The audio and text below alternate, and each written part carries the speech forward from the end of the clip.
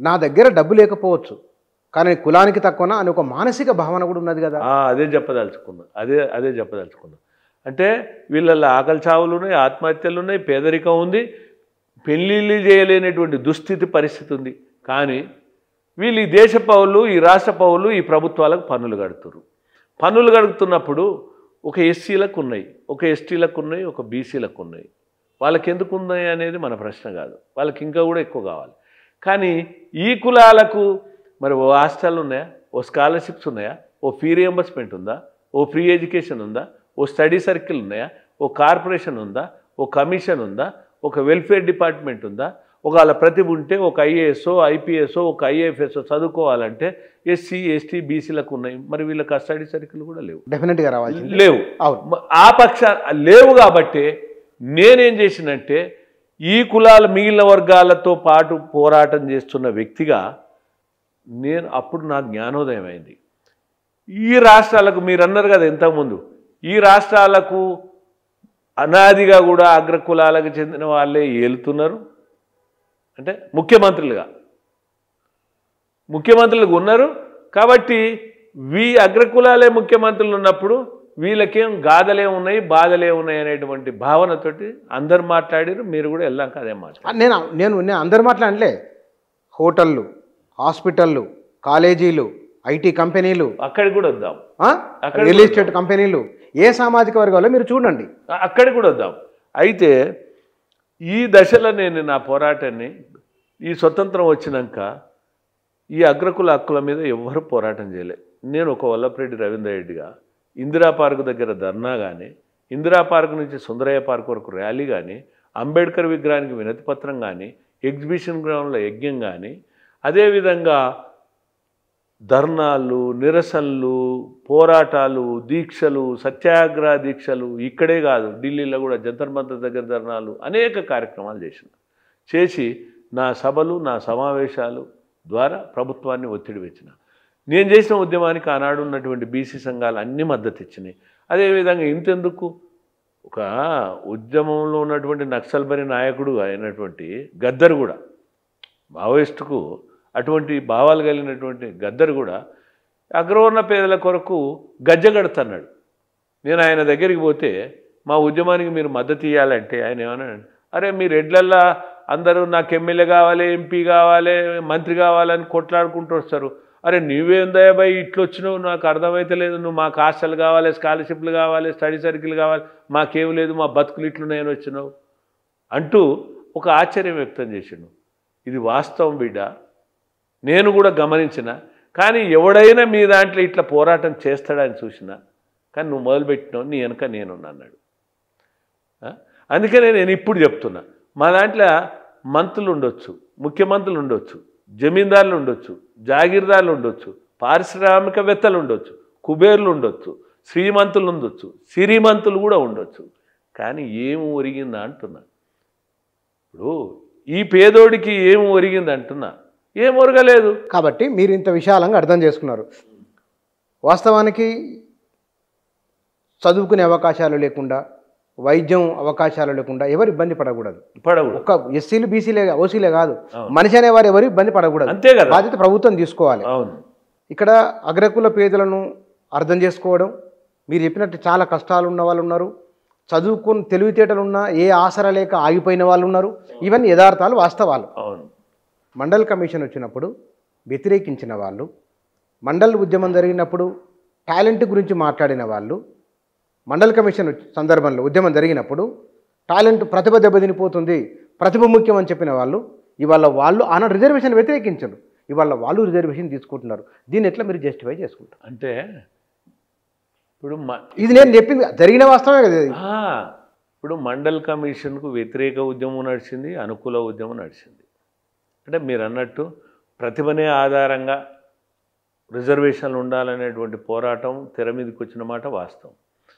అయినప్పటికి కూడా ఆనాడు ఈ రాజ్యాంగం వల్ల ఏంటంటే ప్రతిదానికి ప్రశ్నించే గొంతులు ఉంటారు, ప్రజాస్వామ్యబద్ధంగా పోరాటం చేసేటువంటి వ్యక్తులు ఉంటారు, శక్తులు ఉంటారు. భావప్రకటన స్వేచ్ఛ ఉంది కదా, ఉన్నది కాబట్టి.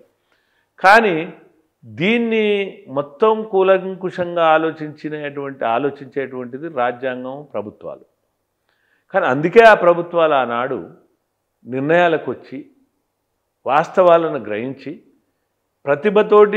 ప్రతిభకు సంబంధం లేకుండా ఈ వెనుకబడిన వర్గాలను గుర్తించి, వెనుకబడిన క్లాసెస్ గుర్తించి వీళ్లకు ప్రభుత్వం ఫలంగా రాజ్యాంగ రిజర్వేషన్ ఫలాల అందాలని నిర్ణయించింది మండల్ కమిషన్. ఇప్పుడు అసలు సబ్జెక్టుకు వద్దాం. ఇప్పుడు ఏం సార్ 42% రిజర్వేషన్లు మీకు పెంచితే అభ్యంతరం, అవి నిలబడతాయా అదే కదా మీ ప్రధాన ప్రశ్న. Quite natural. ఎందుకు వ్యతిరేకిస్తున్నాను అదే కదా అదే ప్రశ్న. అయితే నేనేమంటున్నానంటే నేను ఎలాగ చెప్పిన మేము రిజర్వేషన్లకు వ్యతిరేకం కాదు, పెంపుకు అంతకంటే వ్యతిరేకం కాదు. మరి ఇంకా సమస్య మరి ఎందుకు పిటిషన్ చేస్తున్నారు? కానీ ఈ రిజర్వేషన్లు అనేది అర్హులకే అందాలని చెప్పిన. అర్హులు ఎవరంటే చెప్పిన 3 మౌలిక సూత్రాలు చెప్పిన. దీనికి ఎట్లా విధానం ఎట్లుంటుంది అని అంటే చెప్పిన. దానికి విధానం ఎట్లుంటుంది, 1 డెడికేషన్ కమిషన్ ఉండాలి, 2 ట్రిబుల్ టెస్ట్ ఉండాలి, 3 ఎంపారికల్ డేటా ఉండాలి. ఈ 3 ఉన్న వాళ్ళు వీళ్ళు చేసేటువంటి శాస్త్రీయమైన సర్వేలో, ఈ డెడికేషన్ చేసేటువంటి కమిషన్ చేసేటువంటి ప్రక్రియలో, ఈ ట్రిబుల్ టెస్ట్లో పాస్ అయ్యి ఎంపారికల్ డేటాలో సెలెక్ట్ కావాలి. అయిన వాళ్ళు బీసీలు, అంటే బ్యాక్వర్డ్ క్లాసెస్. అయితే ఆ రకంగా చేసినప్పుడు 42 కాదు 50% రిజర్వేషన్లు ఇచ్చిన తప్పలేదు. తప్పేలేదు. 42కి ఎందుకు కుదించుకోవాలి? అవును, మీరు ఇంత 27% ఉన్న రిజర్వేషన్ను ఇవాళ అది 50 దాటిపోతున్నది అని కొందరు వాళ్ళు 50 దాటిపోయింది కదా. అదే కదా, మద్రాసులో తమిళనాడులో 50 దాటిపోయింది. మరి మన వాళ్ళు ఇక్కడ ఎందుకు అదే అర్థం కావట్లేదు. దాటిపోయింది. ఇక్కడ జరగాల్సిన అంశం ఏంటంటే మద్రాసులో తమిళనాడు విషయంలో 69కి పోయినాయి రిజర్వేషన్. 69కి రిజర్వేషన్లు పోయినాయి అంటే అక్కడ ఏం జరిగిందంటే 3 సంవత్సరాలు డెడికేషన్ కమిషను శాస్త్రీయంగా సర్వే చేసింది. నేను ఎల్లాగా చెప్పిన పారామీటర్స్ ఏవైతున్నాయో, ట్రిబుల్ టెస్ట్ అవుతుంది, డెడికేషన్ కమిషన్ అయితేంది, ఎంపారికల్ డాటా అయితేంది, ఈ 3ను చేసుకొని ఎవ్రీ డోర్ ఎక్సర్సైజ్ చేసింది.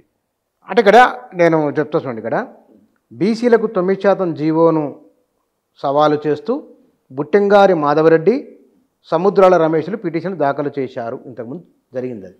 ఇంకొక ఆయన ఎవరో ఇంకో రెడ్డి ఎవరో ఉన్నారు, వారి పేరు నాకు గుర్తు రావట్లేదు ఇప్పుడు, వారు కూడా అందులో ఉన్నారు. వీళ్ళందరూ ఓవరాల్ చెప్తున్నారంటే పరిమితి మించిపోతున్నది అనే ఒక అంశాన్ని కూడా వ్యక్తం అవుతున్నది అందులో.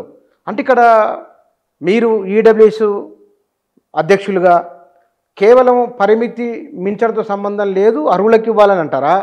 లేకపోతే పరిమితి మించిపోతుంది, ఇది రాజ్యాంగ విరుద్ధం, సుప్రీంకోర్టు తీర్పుకు విరుద్ధం అనే ఒక ఆర్గ్యుమెంట్ కూడా వస్తున్నది దీంట్లో, దాన్ని సమర్థిస్తారా? నేను 2 విషయాలు చెప్పగలుగుతాను మీకు. ఏదంటే ఇప్పుడున్న రాజ్యాంగబద్ధంగా పరిమితి మించడానికి వీల్లేదు. ఇది ఇందిరా సాహ్ని కేసు ప్రకారం. ఎందుకు మద్రాసులో ఇచ్చారని అదే చెప్తున్నా. కానీ ఇందిరా సాహ్ని కేసును పక్కకు పెడితే ఇప్పుడు తమిళనాడులో శాస్త్రీయంగా ఏదైతే రిజర్వేషన్లు అధ్యయనం చేశారో, ఈ డెడికేషన్ కమిషన్ ఏదైతే తేల్చిందో దాని ప్రకారంగా పరిమితికి మించిన నష్టం ఎవరికి జరగదు. అయితే అక్కడ చేసినటువంటి పద్ధతులలో తెలంగాణలో కూడా చేయాలి. అక్కడ ఈ విధంగా వాళ్ళు చేయడం వల్ల, అంటే ఎంపారికల్ డేటా తీయడం వల్ల బీసీ అంటే బ్యాక్వర్డ్ క్లాసెస్ యొక్క జాబితా 69% పోయింది. అంటే ఎక్కువ శాతానికి చేరింది. అంటే వాళ్ళు నిజంగా అర్హులు ఉన్నారనేది తేల్చిన తర్వాత దాన్ని గుర్తించినటువంటి కేంద్ర ప్రభుత్వం 9th షెడ్యూల్లో చేర్చింది. 9th షెడ్యూల్లో చేర్చినాక కూడా మళ్ళీ ఏం చేసిందంటే, దానికి మీరు ఒకవేళ రిజర్వేషన్లకు అనర్హులైన వాళ్ళను చేర్చుకున్నా, లేదా అర్హులకు అవకాశం లేకున్నా కూడా దీన్ని సమీక్షించవచ్చు, పునఃసమీక్షించవచ్చు. ఆ 9th షెడ్యూల్లో చేర్చినప్పటికీ కూడా. అందుకనే మద్రాసులో తమిళనాడులో ప్రతి సంవత్సరం కూడా ఈ రిజర్వేషన్ల యొక్క పథకానికి విఘాతం కాకుండా ఎంపారికల్ డేటాను శాస్త్రబద్ధంగా అక్కడ అట్లా పొందుపరుస్తారు. అందుకనే అక్కడ నిలబడ్డది. నేను ఇక్కడ కూడా ఏమంటున్నంటే ఆ విధానం చేయాలి. ఆ విధానం చేసినప్పుడు నిలబడుతుంది. మరి ఆ విధానం చేయలేదంటున్నా నేను ఇక్కడ రాజకీయాలకు అతీతంగా మాట్లాడుతున్నా, ఒక ఉద్యమకారినిగా మాట్లాడుతున్నా. ఎందుకంటే చట్టబద్ధంగా ఉండాలని ఎందుకు మాట్లాడుతున్నా అంటే, ఇప్పుడు నీకు మౌలిక సూత్రాలు ఏముంది, సామాజిక వెనుకబాటు అని అన్నావు. ఇప్పుడు నేను సబ్జెక్టుకు వస్తాను. ఇప్పుడు ఈ ఆర్థికంగా వెనుకబడిన వర్గాలకు రిజర్వేషన్లు ఏంటంటే కులాలకు సంబంధించి చేయలేదు, ఆర్థిక వెనుకబాటుతో తొట్టించారు.